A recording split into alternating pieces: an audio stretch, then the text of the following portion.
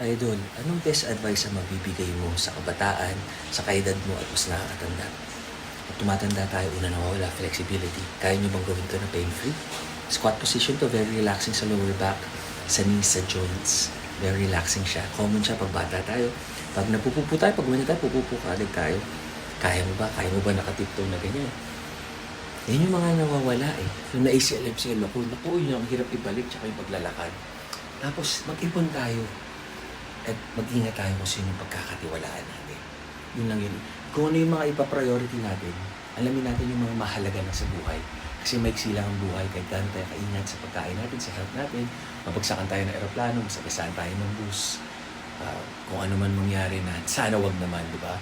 Kaya make sure na yung mga mahal natin sa buhay, alam nila na feel natin na mahal sila. At may iiwan tayo para sa kanila na magandang memory, relationship, tsaka konting tulong. Tama kayo, mali ako na